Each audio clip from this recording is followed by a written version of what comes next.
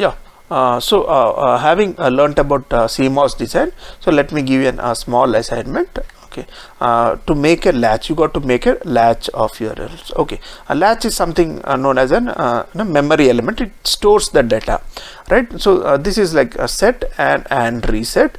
You have an NORs which are cross connected like this. So we know this we have learnt in the digital design. If set is 0 and reset is 0, you will find whatever was the previous value stored, that will remain here, right? If set is 1, the output of the latch has to go 1. So if set is 0 and reset is 1, then it will be reset to 0. Okay, the output will be reset to, and q bar is a complement of q.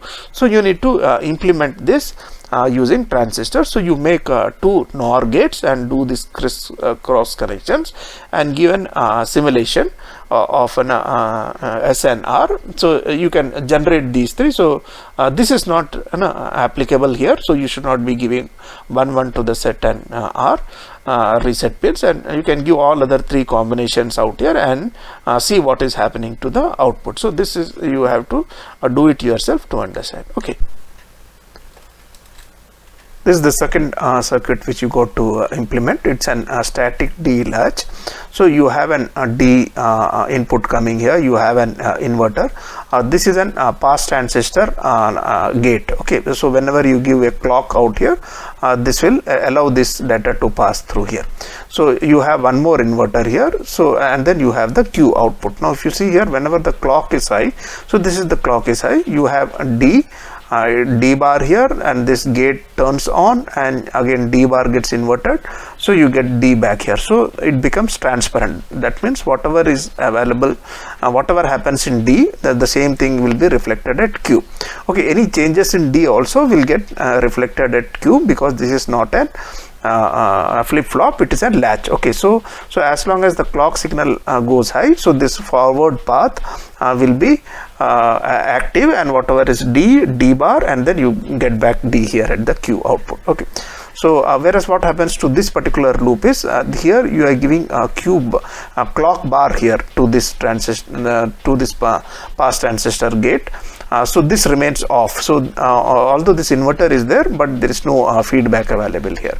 So whenever the clock goes low out here, okay, this C transistor, this pass transistor is going to cut off this output of the inverter coming into this inverter. So there is going to be a high impedance out here, whereas this pass transistor, since you are feeding clock bar out here, this will be enabled. So you will have this one inverter, 2 inverters connected back to back. So it becomes a latch. It is a stable latch where the value of whatever was there just prior to this clock going low, that will be preserved here. So you have a loop forming here, and that will be preserved here. So the Q will continue to remain in that state. Okay, as long as now it will change only when again the clock goes high, and when the clock goes high, whatever is the data available here D at the D, that will get reflected towards the Q. So this I will show you as a small simulation, so that you know how to set up these various clocks and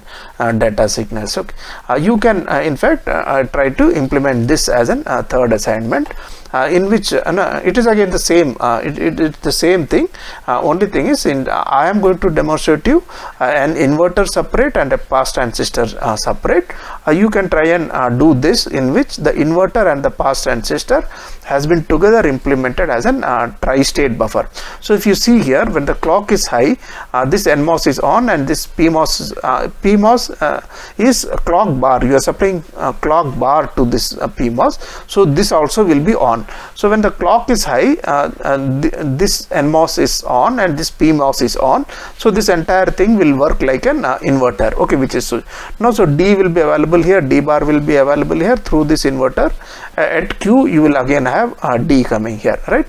And when the clock is low, if you see here, what about this portion? If you see, when the clock is low, this is going to be when the clock is high, when D is being passed like this, at that particular point of time, you will find this is off, and this is also off, right?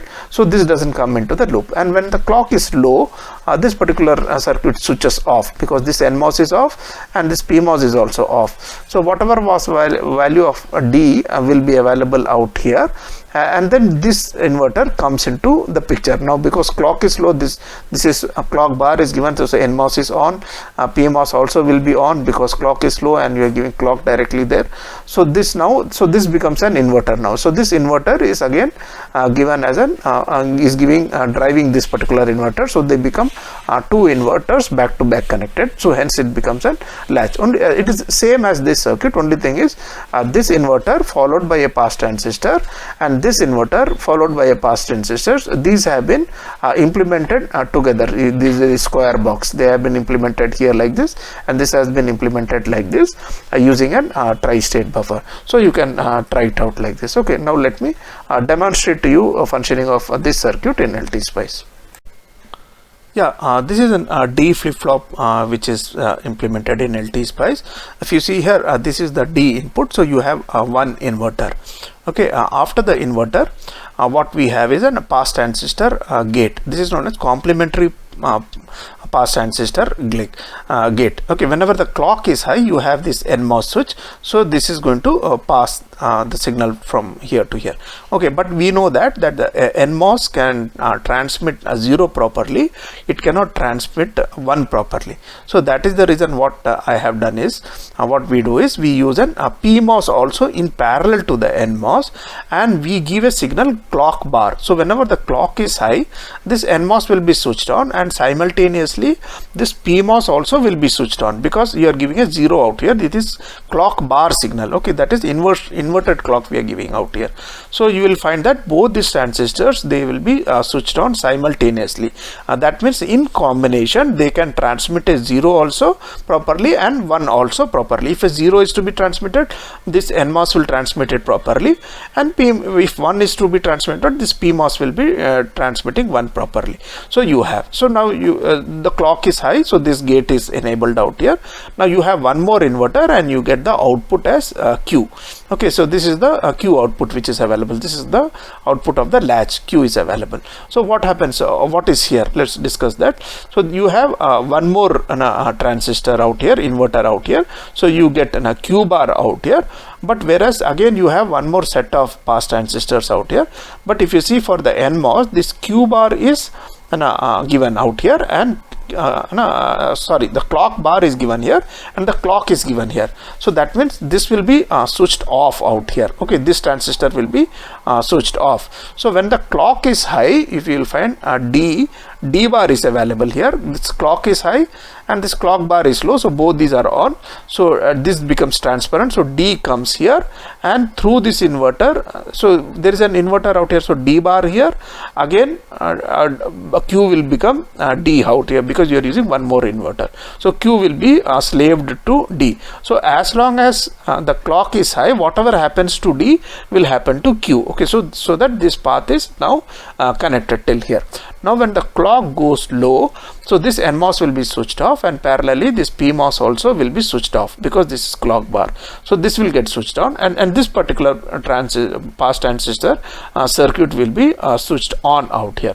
Now the D is removed here, so from here you don't have anything, D is removed here.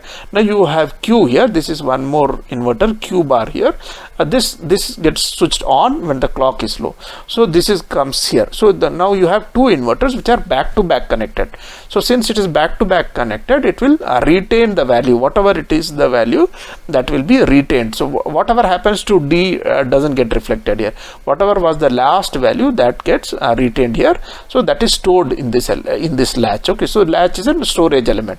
So as long as this power supply is here, this Q will be driving this Q bar will be driving the Q. So they become an cross coupled or positive feedback loop, so they'll continue to hold that value as long as the clock is low. So whenever the clock again goes high, this particular loop gets cut off, this pass transistor gets switched off, and these get switched on. Again D will become transparent to the Q. So from this latch will become transparent, so whatever is the value of D will be available at Q. Okay, so one thing which we need to note out here is the body of these, if you see here, it is given for the PMOS, body is given VDD, and here it is given ground. So you can't connect this body to the source or the drain. You have to connect it to VDD and ground. And to generate complementary clock signals, what I have done is 1.8 and 0, and 1 micro, 2 micro is the time t on and period given. Here I have given 0 and 1.8. okay, so only these first two I have swapped it to generate the complementary signal. So if I run a simulation, and if I try to plot, if you see here, this is the clock, this is the data, this is the output. So initially the clock is now 0, right? So you have some data which is coming here. Now if you see here, what is happening is, whenever the clock is high, okay, whenever the clock is high during this phase, D is going from high to low, and then again it is coming to high. So the output is also, it is following the D. This is some initial condition. Initially the flip-flop in this particular case it is high, so let's not worry about that initial condition. Here when the clock is going high in this phase, you see D is high and then it is coming low, again it is going high.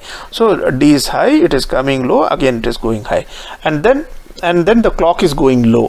When the clock is going low, whatever was the last value was D high when during this edge of the clock, right? So it is high, and then when the clock is low, this D is going from low to again high, but that is not getting reflected at the output, okay, because clock is low. Now it is not transparent, so whatever was the last value, it is holding on to that value, particular value here. So D continues to remain high. Here again the clock is going high, so once the clock goes high, again the output is following the D. So this is not an edge triggered flip-flop, okay, this is a D latch, and during for a latch, whenever the clock is high, whatever happens to D happens to the output, okay. So this is how we implemented D latch. So that's all for today. As an home assignment, you can implement the other two latch designs which we have just discussed a while ago. Okay, thanks a lot.